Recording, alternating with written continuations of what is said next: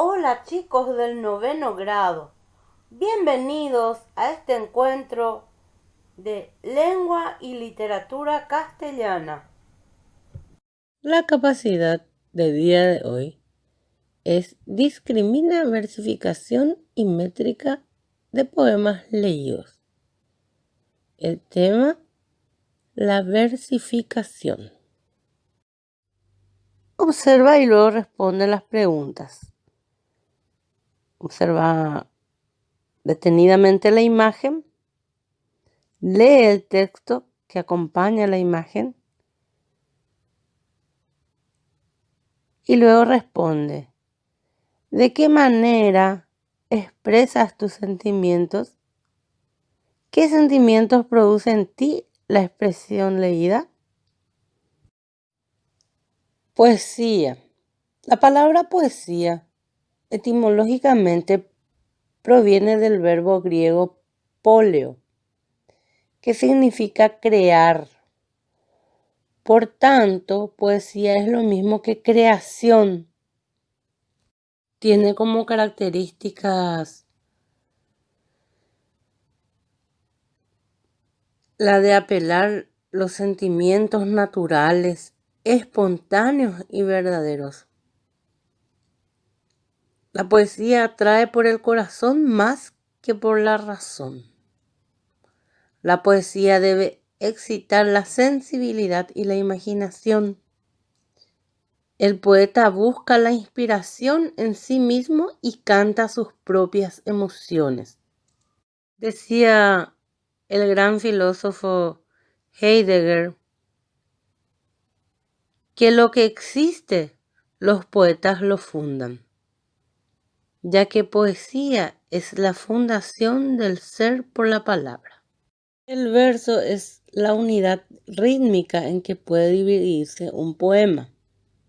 Frecuentemente es una línea.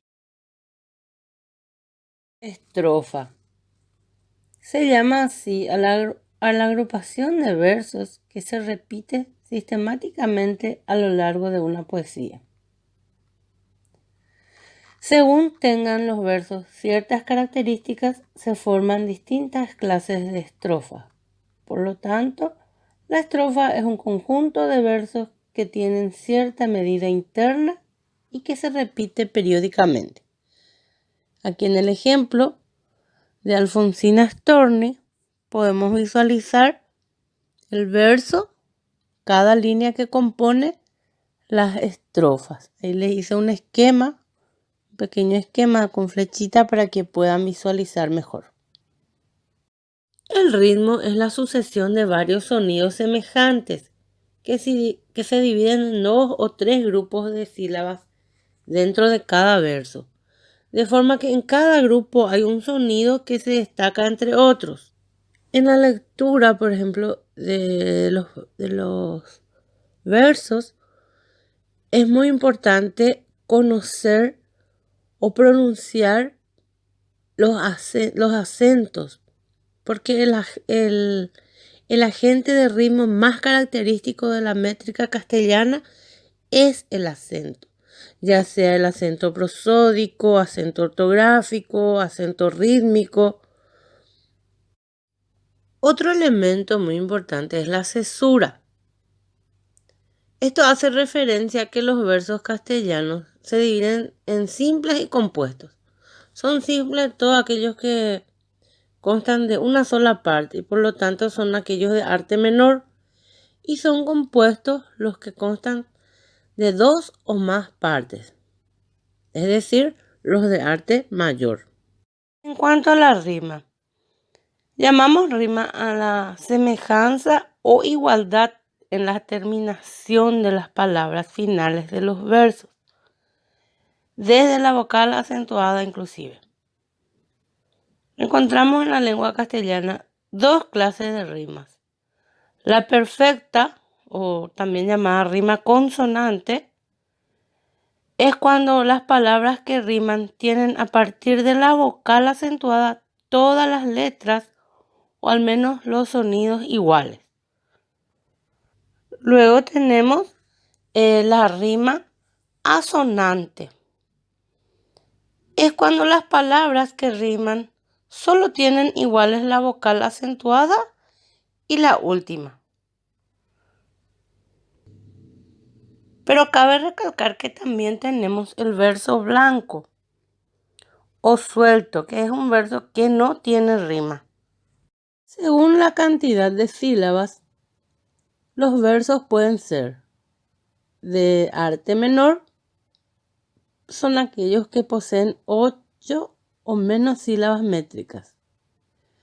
Y los de arte mayor son los que están compuestos de más de 8 sílabas métricas, es decir, de 9 en adelante. Aquí podemos observar que según la cantidad de sílabas que tiene cada verso, tiene un nombre diferente. Por ejemplo, los de 2 sílabas, aquí tenemos el ejemplo, son llamados bisílabos. Por su nombre, 2 sílabas, bisílabos. Después tenemos trisílabos, que viene de 3. Entonces tienen 3 sílabas cada verso. Los tetrasílabos, 4 sílabas cada verso. Penta, que viene de 5, entonces serían 5 sílabas. Luego tenemos los hexasílabos, los heptasílabos y los octasílabos. Todos estos considerados de arte menor.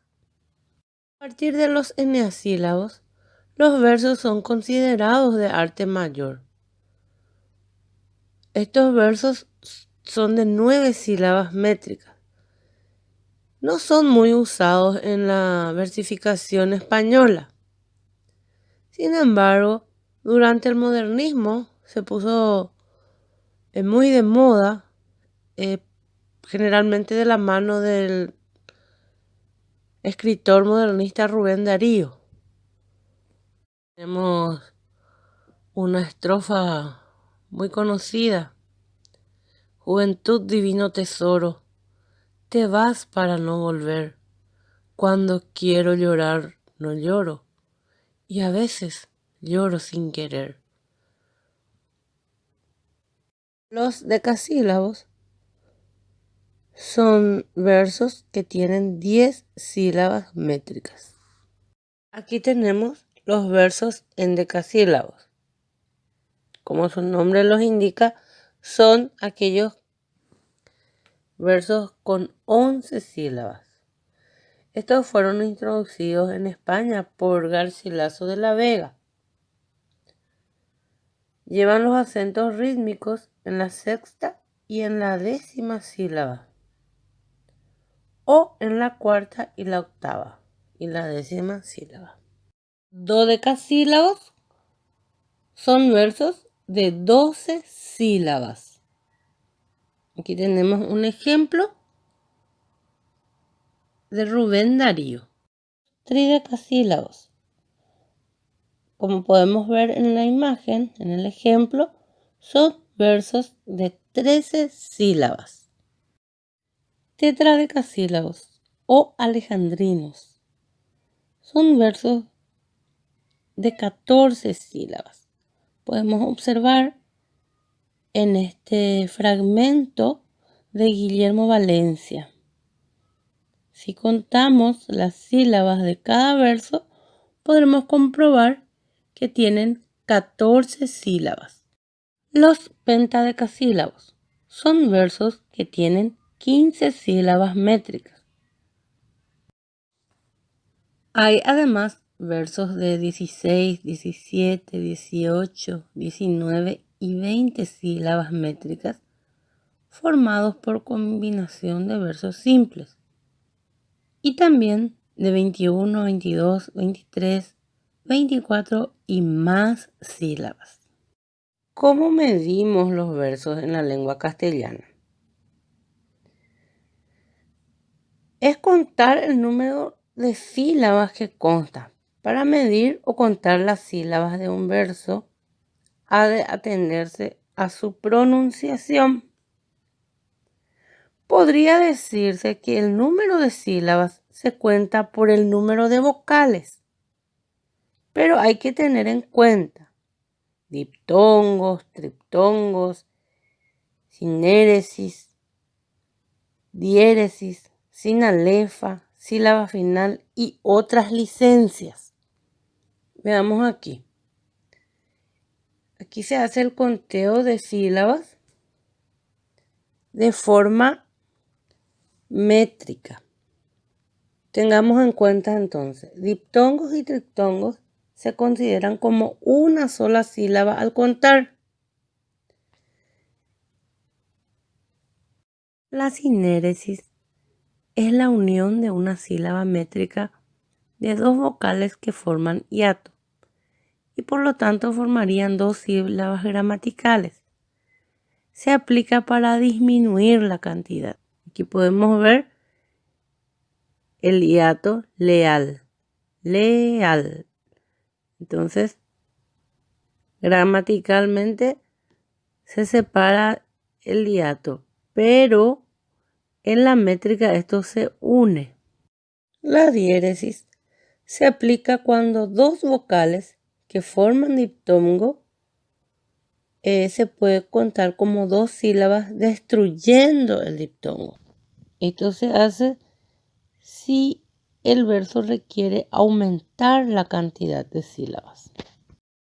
La sinalefa es cuando se une la vocal final de una palabra con la primera de la siguiente para contar una sola sílaba.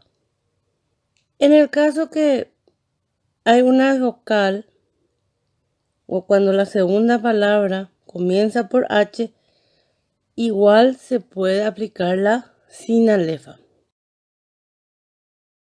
Para determinar la suma o resta de las sílabas, hay que tener en cuenta la sílaba final.